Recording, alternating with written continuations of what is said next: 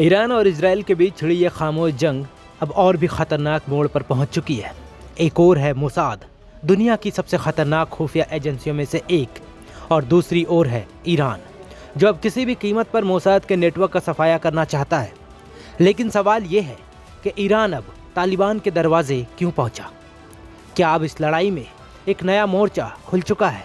Mossad की कथित गुप्त गतिविधियों ने ईरान की नींव हिला दी है। परमाणु वैज्ञानिकों की हत्याएं, सैन्य ठिकानों पर हमले और हमदान जैसे इलाकों से जासूसों की गिरफ्तारी, ये सब एक साजिश की ओर इशारा करते हैं।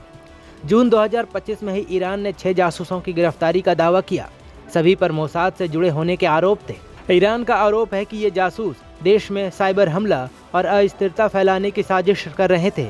ईरान के सर्वोच्च नेता अयातुल्लाह अली खामेनेई अब इस मिशन को खुद लीड कर रहे हैं। देश में सैकड़ों लोगों को जासूसी के शक में गिरफ्तार किया गया है, कईयों को फांसी दी गई, और इन सब का मकसद एक ही है, मोसाद की जड़ें काटना। ऐसे में एक सवाल कि ईरान तालिबान से मदद क्यों चाहता है? सूत्रों के मुताबिक ईरान ने तालिबान से एक लीक हुई ब्रिटिश खुफिया एजेंट की सूची मांगी है। ईरान का मानना है कि इस लिस्ट से उसे मोसाद के एजेंट्स की पहचान करने में मदद मिलेगी। ये कदम असामान्य इसलिए भी है क्योंकि ईरान और तालिबान दोनों की विचारधाराएं बिल्कुल उलट है। तालिबान सुन्नी मुस्लिम है, ये हनफी और देवबंदी विचारधारा का पालन करते हैं। वह अफगानिस्तान में बहुसंख्यक धार्मिक संप्रदाय है और उनका आंदोलन मुख्य रूप से पश्तून जातियों पर आधारित है। वहीं ईरान शिया मुसलमानों का देश है, लेकिन अब दोनों एक साझा दुश्मन के खिलाफ साथ आ सकते हैं। वहीं तुर्कियों ने एक ऐसा फैसला लिया है जिसने मुस्लिम वर्ल्ड में हलचल मचा दी है। सालों से हमास का समर्थन करने वाला तुर्की अब खुद हमास से दूरी बना रहा है। न्यूयॉर्क में हुए यूएन सम्मेलन में 16 मुस्लिम देशों के साथ मिलकर तुर्की ने भी उस प्रस्ताव पर दस्तखत किए जिससे हमास को सत्ता से दूर रखने की बात की है। ये तुर्की का एक यू टर्न है, रणनीति भी, मजबूरी भी।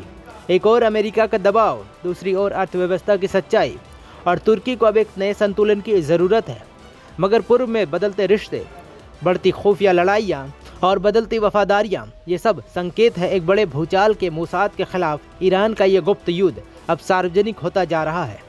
सवाल है कि क्या तालिबान इसमें उसका हथियार बन सकता है, और अगर बना तो क्या अगला मोर्चा सिर्फ ईरान में ही नहीं बल्कि पूरे क्षेत्र में खींच जाएगा? आप इस बारे में क्या सोचते हैं?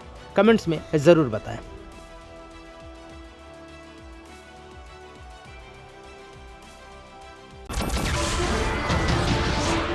नमस्कार, मैं हूं मानक गुप्ता। अगर आपको हमारा ये वीडियो पसंद आया हो तो इसे लाइक और शेयर जरूर करें, और हाँ, हमें सब्सक्राइब और फॉलो करना ना भूलें ताकि आप देश और दुनिया की कोई खबर मिस ना करें। तो जुड़े रहिए हमारे साथ और देखते रहिए न्यूज़ 24।